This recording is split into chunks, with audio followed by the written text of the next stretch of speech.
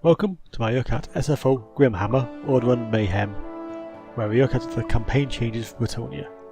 If you're more interested in the units, please check out my unit overview for this update in the top right hand corner. Here I will showcase some of the new changes on offer from this mod.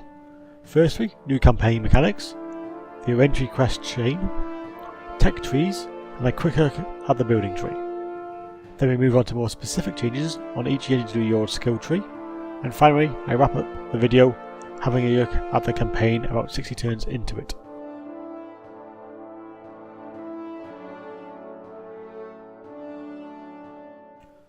Okay, this is SFO at the moment, and I just wanted to show you a different thing that happens in SFO.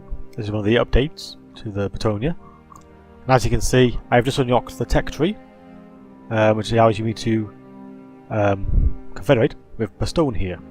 And so this is the usual stuff. The values might be a bit tweaked for SFO's own particular tastes and how the campaign needs to be run. So they've changed some of the values, like we do with all the units. So I'm going to go with Chivalry -70 and Confederate. And this is the difference between SFO. This gives me another option. Ignore the cash, that's not a good... honestly, that's not an issue, honest. Okay, it is. Might have to delete an army, but never mind. So, with Bretonnia, you also get this. Whenever you confederate with anybody, you get a specific faction related tributes you can do. So, let's have a look at through each one. So the first tribute is Confederation with Baston, which is untainted +2. And then you have second tribute, -25% casualties. Leadership over, +25 when attacking all characters. Very handy. And leadership over, +25 from defending. And this is just, I think, actually we can test this, but I think it's a campaign related, as in throughout the entire campaign. It may be 25 turns, but we can check that in a second. So we are going to go with untainted +2, just for the sake of it. I've gone for that in previous because a good leadership over is always handy. But anyway, let's go with this one first. Untainted 2. Now up top here, we should have, hopefully, one of these. There it is, untainted +2. And as you can see, that is a permanent buff to my campaign now. And that's just one of the many changes in Bretonnia's new campaign with SFO. Okay, with SFO, we have some changes to the Green Knight mechanic. So I've managed to get my chivalry up to 400, which actually took longer than I thought it would. I haven't been hammering it, but I decided to hammer it just so we can have a good look at how this works. So as you can see, you need 400, and this is the buffs you get. So when this is active, so if I don't summon the Green Knight at all, anytime I'm defending, I think, isn't it? Yeah, anytime I'm defending, I can get the ability to summon him into the fight, give me a help for 60 seconds, then he'll disappear into the ether. But it also gives you some nice recruit rank bonuses and a unit capacity as well, which is always nice. And a bit of leadership as well. So next level, you can read it all there. But I get the Green Knight for longer, Green Knight for longer again, and Green Knight longer again. So we go increments, but it will take a long time to get to these different levels, I would think. So what happens when we summon the little fellow himself? Let's have a go. Here he is, looking magnificent in green, as always. So he's got some abilities. He's got a very nice weapon there, as you can see. Massive damage bonus. Prejudices. He's unbreakable. Got Stalk, because, Ghost, presumably. Strider, Hide in the Forest, Encourages, Perfect Vigor, etc. etc. Some nice little buffs there. And you can actually equip him a weapon if you want to. But remember, he only lasts, and if I just quickly remind myself as well, 20 turns active, and then he'll disappear. So bear that in mind. But every time you summon him, you can lever him in any particular way you want. And this is the levering tree. So we'll go from the top. So we've got leadership over, weapon strength, attack, etc. So if I went down here, I can get to pretty much most of that without much trouble. And I can possibly get some in this tree. So this is the improving your own army, whoever he ends up with. So quick for that. Maybe just the usual buffs you get with most. What's his top ability there?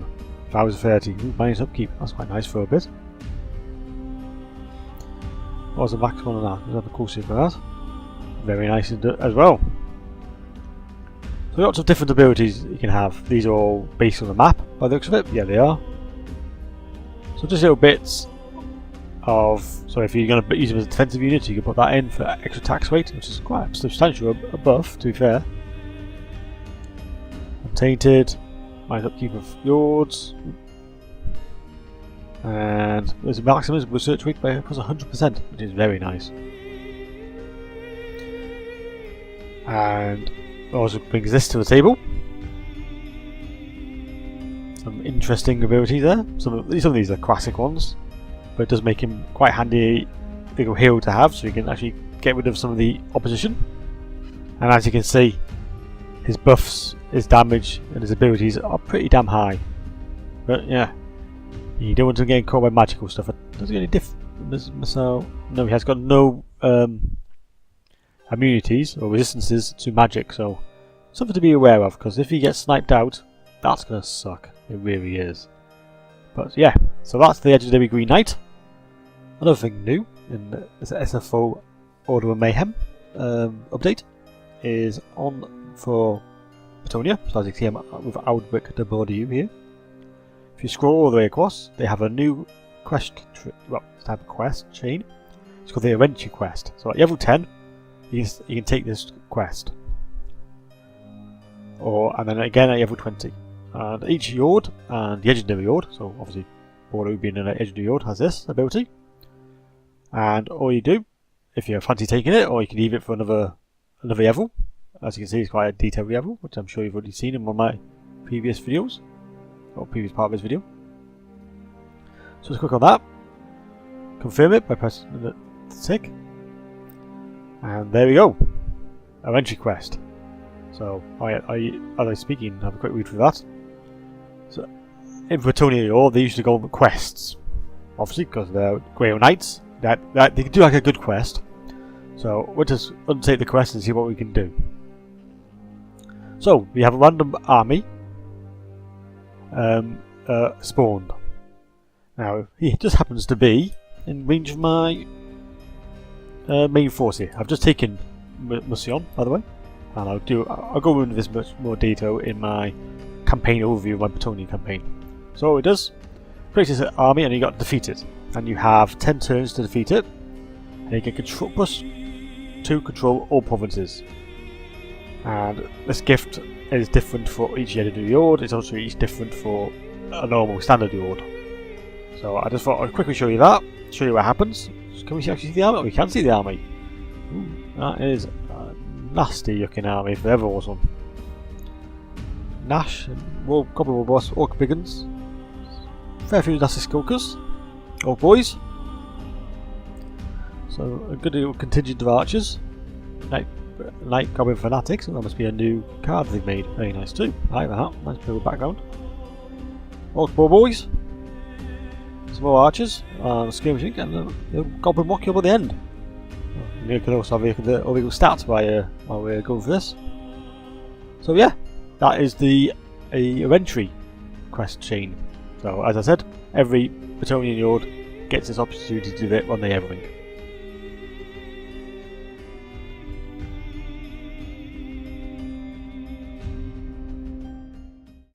Okay, this is Vanilla Bretonnia, and I just thought I'd show you the tech tree, what you get in Vanilla, and then compare it to what you get in SFO. So this is all the usual things. Diplomacy on this side. We've got all the various little diplomatic things to the left, all the economic buildings, and I think it's more construction and income from industry, income from trade, all the usual things, and only a few bits for military. So this archery down here, but that's about it. And then you got the decrees at the bottom. So that is your skill tree for technology. Let's go over to SFO and see what they can come up with. Okay, this is the tech tree for SFO. And let's have a look at it compared to what we just saw with the tech tree in Vanilla. So most of this is all the same, I would say. All it is possibly slight buffs and changes to the percentages. I think, if memory serves, is it plus 10 chivalry? I'm sure you could quickly look back if you wanted to check that. Anyway, that's some of the things that happen, but basically these are the same. And then we move on to the next bit. All this, pretty much the same. Again, some small tweaks here and there, no doubt. And if memory serves, this is where it stopped last time, so some buffs for your armies. And now we've got this extra tree here. And this is only unlocked when you get the Borderline Wine Cellar. Shining example. An increase in tax rate. They have to have this unlocked first. If memory serves, that's a level 4 building for regular tolerance, so extra melee defense and charge bonuses. If you have Manan, casualty replacement, number of users chosen of Manan, Honor of Manan, Honor of the AD, we've got Fierce Warriors, and Sway Evil Creatures. So that is just a quick look at. There's only small changes in this Bretonnia tree, because the Bretonnia tree was actually quite good, I thought. I don't think it was that bad compared to some of the other factions.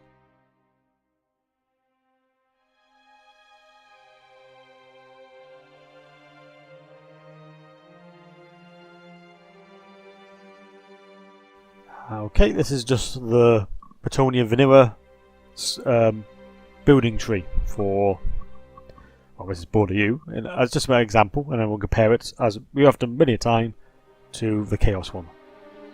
So, as you can see, all the usual things, and all the military buildings down the middle, military support, yada defense, all the usual stuff I'm sure you've seen many a time, so I won't dwell on it, but just as a get it fresh in your memory as we compare it to the SFO version. Let's have a quick look at the building browser. Now this hasn't changed that much, but you do get an extra couple of buildings in this tree.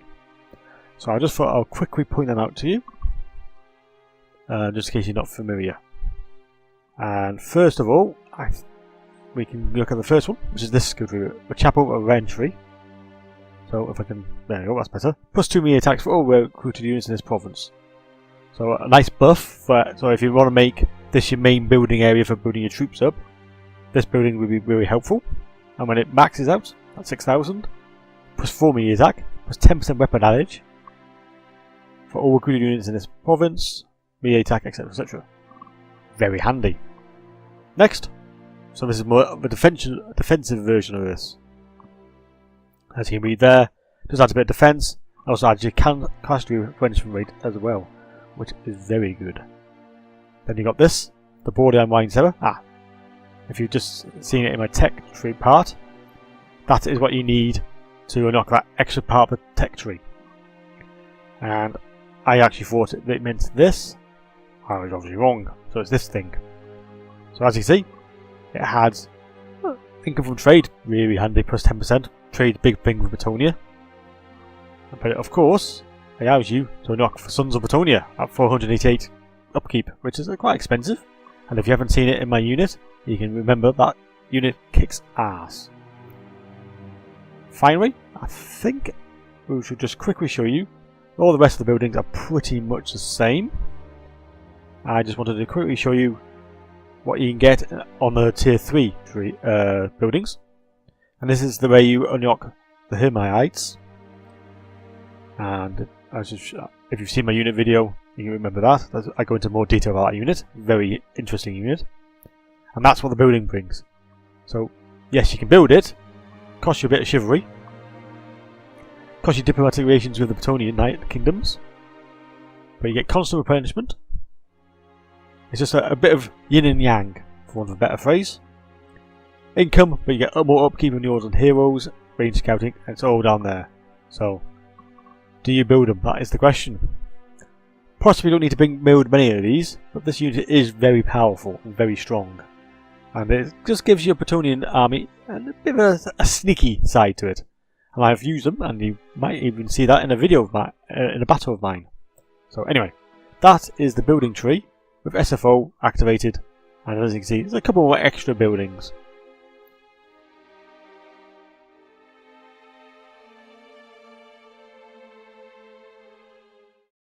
So we are with Vanilla Total War Warhammer 2, and this is Ian Core's tree, as you can see. And as I've done before, I just want to show you, just remind you of what the normal vanilla skill tree looks like before we have a look at SFO's version, to see the differences. And also, it helps me, reminds me as well. So, all good. So as you can see, all the usual stuff. Not going to dwell on it too much, but his personal abilities, some special bonus abilities he has at the top tree. Of course, his buffs to the army he's with. And at the bottom is all the campaign buffs. So, nice little tree there. So let's see what this new Bretonnia update brings for SFO.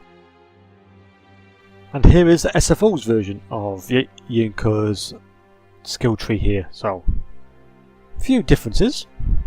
I'll come to the main one in a minute, but we have the entry quests, which I've already covered in this video, or I will be coming up later in this video, depending where I put it in when I'm editing it. And all these abilities here, some nice ones, but the main one, the main change, is these two are not there, by the way. The Bordeleaux and Warhammer. So some upkeep, but massive growth in your province. Very handy. Growth is always handy. And this tree is not in vanilla at all. So let's have a closer look at this one. So you've got a nice chivalry boost. Always very good. You want to get that green knight as quick as possible, and the buffs that comes with it. That's an interesting ability. So, upkeep minus 5% for cavalry units, which are usually very expensive, but it does upkeep all non-knight units, like the foot squires and peasants, etc, etc. So, it's a sort of give and take type of thing going on there. Again, give and take. Yes, melee defense, but more charge. Some casualty replacement, so a bit of a campaign buff there. Construction costs, very good, which you can level up twice. Same with that one. Actually, all of them can be leveled up twice. Swifter inventory, global recruitment duration, very nice indeed. And master farriers, melee attack across all factions, across all faction wide, +2. Very handy. So as you can see, small little tweaks here and there, and just a bit more detail in that in the skill tree, as is a bit of an SFO standard. Right, this is vanilla Alberic de Bordeleaux, and so I just thought I'll quickly show you this, even though I'm sure some of you have seen it many a time from the Bretonnia playthroughs. And here's just a few of his abilities, and what we'll do, we'll just compare this to some of the newer abilities in SFO. Now there's the basic stuff. So as always, you got more of the hero actions and the various bits for your cities and income, the usual things. Middle is all the buffs to your various units. And you got his personal attack abilities, and then some special things on that top tree there. And then of course the very special things. Only one his magical weapon there, the Trident of Manan. Bearded Warhouse, Pegasus Knight up there, his Hippogriff, Tempiet, yeah, whatever. Something like that. And there we go. So, anyway, that is just a quick look at the skill tree for Alberic in vanilla. Right, here's the SFO's version of Alberic de Bordeleaux. And as you may see, or the eagle-eyed among you, this is completely new. This is not in vanilla at all, this long line here. So let's have a quick look through it. So, it's only available at rank 10. So it gives them reinforcement suite and some chivalry. And this is a bit familiar to anybody who's used SFO before, but for most things, there is a good green thing, but a red thing. So in this case, dropping the upkeep for cavalry units, but all non-knight units, upkeep by about 7. So there's a bit of give and oh, what's the word I'm looking for? Give and take, that's exactly what I was looking for.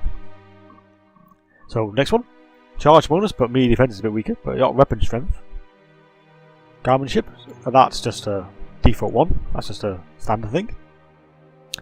And we've got summoned as well. So these are just campaign things, and the first two are something to do with unit upkeep or attack. Let's move on. Swifter entry. So yeah, that's just really good for quickly building up an army. But as you see, that needs level 20 before you can even knock on that. And master farriers, Melee attack for all cavalry units, own armies, faction-wide. So that's a big buff across all your armies. Other changes, we have Albatross here, a naval movement, range 25%, wave at rank 10. Quenza Waves against the Vampire Coast. Very handy if you're going to get rid of all the pirates. I've been playing a campaign, and this is right at the beginning of the campaign. I've just loaded it up just to show you what a blank skill tree looks like. And I'll be showing off that campaign, well, part of the campaign anyway. So back to this, Quenza Waves. So we got a bit of leadership there, and the last week Gallant. Plus 25 men attacking, favorite at rank 10. Also, other changes. Oop, I'll just scroll the right way. And there we go. We've got Yadi's Mantle, I think that's on this, but this is the Eventually quest, and I will talk about that in the Yated part section of this video. But there's just his abilities there. Very powerful. And lastly, we'll just quickly go over some of the standard things. So there's just a quick look, so you can see what most of these do. Most of these are just pretty much vanilla settings. Some are slightly tweaked, I would say. I'm just looking through, trying to remember from my own campaigns. I think most of them are just pretty much standard abilities. There might be small tweaks here and there, but there's nothing major. I just wanted to show you the new abilities. What you can expect when you play SFO. Okay, so that's Alberic de Bordeleaux's skill tree. Okay, and we're now going to look at the Fay Enchantresses in vanilla skill tree. So yep, this is Total War Warhammer 2's vanilla skill tree. And as you can see, a healing caster is the Fay Enchantress. And there's the standard healing tree, Your Life. And she's got a couple of special abilities, not many, but a few here and there. Just to spice up her campaign, and that's about it. Yeah, so just to quickly show you what vanilla brings, let's go and load up SFO's version and have a closer look at that. Right, as you can see, SFO have changed it a fair bit. They have added the Fay Enchantresses. It's got some more abilities from the Law of Heavens, and these are basically just the spells.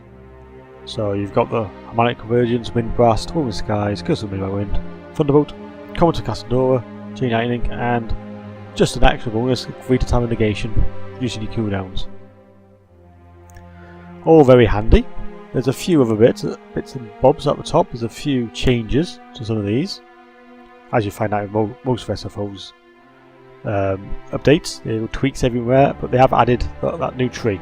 Just given, because Fay Enchantress in Yore was very powerful mage, so now she has an extra amount of abilities on the battlefield itself, which is always handy. So there you go. Just a quick look on some of the changes on the skill tree.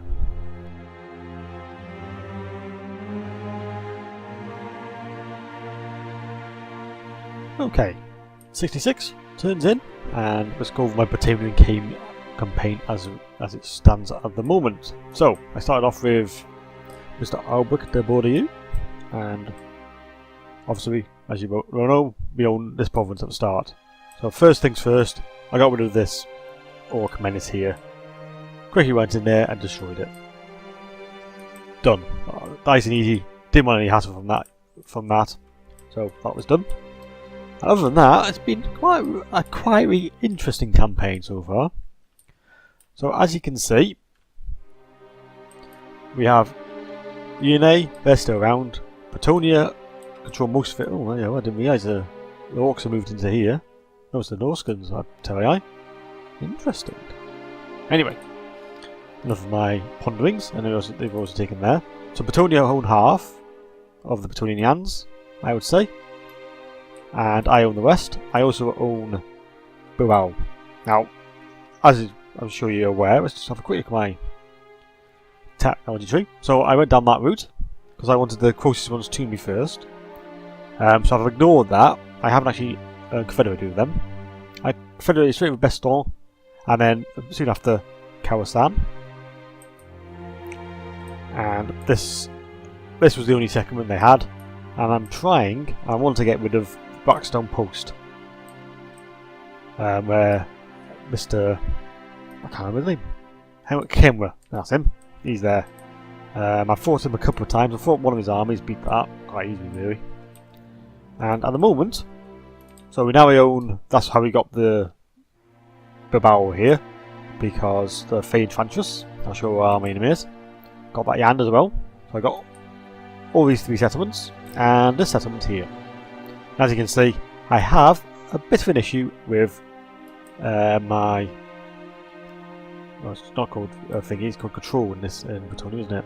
So yeah, control is not good at the moment. It really isn't.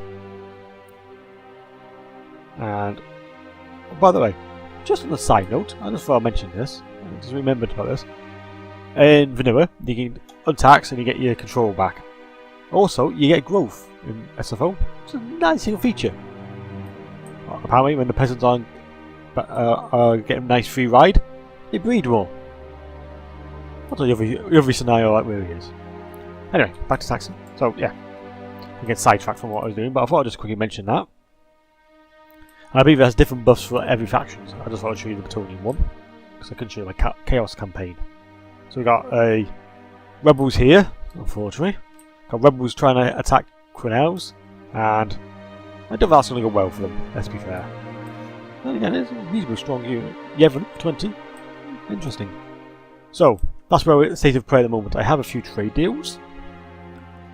I'm obviously trading with the Bretonnian factions. I'm trying to get Austrian to trade with me. Let's try it again. Oh, here. Come on. Thank you. Let's boost my income a bit more. So again, a nice bit of income. Nothing massive, but a nice steady flow, I would say.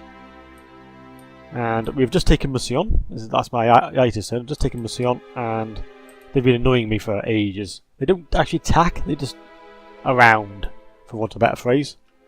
So we've nearly destroyed Mission, which makes me happy. If I can use English, which apparently I can't. And so this is, as you can just started taking this. So let's have a look at my Alberic de Bordeleaux army. So if you've seen any of my replays, I have put up on my YouTube channel, if they're up yet. If they're not there, they'll be up in a couple of days. I've recorded a few of my campaign battles, and they're going to upload them with a bit of commentary, just so you can see SFO in action a bit. So this is mainly the original army. I've dropped the peasants, and I've gone for a bit better front line with my spearmen at arms, men at arms, mace and sword variations. I've got 3 heroes in here. Alberic, Tristan Yabu, who's quite hard now, yeah, Yevon, and Maria here, who came over when I confederated with the Fay Enchantress. I'll show you her army in a minute. And I also put in some Hermites for some Skyping. I want to try these units out a bit. Not bad. Not bad at all, to be honest. If you see my unit guide, you know there's a few debuffs they bring. I recommend you go and watch that if you're interested. And we have, of course, my cavalry force. As being Bretonnia, have to have cavalry. It's just, well, it's quite literally the ore, let's be fair. So I run it, well, you've probably seen my replays, but I run it with Bordeleaux with 2 of these, and Tristan here with 2 of those, and then 1 free, so I can just move him well onto the battlefield. Fay Enchantress, however, I've had to cut her army drastically. It was pretty much max when I got to the army, but obviously I had problems with the peasant army, which I've just rectified by making water pumps, which gives me an extra peasant unit. So that makes life a bit easier, and it gives me a bit more expand in this army. Which is exactly what I wanted to do. Just get some cheap units in. A weird fact about Fay Enchantress, she had some peasants which are max level 9 level. Weirdly. Don't know how that happened, but well, there you go. So I've got some young bulls in here. So this is basically an inherited army. I haven't tinkered with this. Actually, the only thing I've done is removed some of the the chaff. Yeah, basically the chaff, just to help me with the economy, because that's 2,404 for that army, and if you saw on the other one, the 4,000. It ain't cheap winning a Bretonnian faction, army-wise. Really isn't cheap. So yeah, I just thought that's the state of play at the moment. The elves don't know me. Not sure exactly sure why, but they don't. I'm okay with the Wood Elves. They're happy enough. So that's good, because I did not want to fight that army. Because they have got some horrible units to face. Oh, they are expanded. Down here. So, yes, Wood Elves are expanded to there, of all places. Interesting. I did see some Wood Elves armies going this way. Obviously, they didn't. They want to annoy. What's it called? The Hysteria here. Fair enough. They've raised the Boya. Maybe they did it. I'm not sure who did. Can't see anything down here, can we? No. So it's basically my little pocket here. And I would like to sort of expand out. My idea was actually to start defeating the pirates. Because I've never really done that with Bretonnia. I just thought it'd be quite interesting. And they're very tough.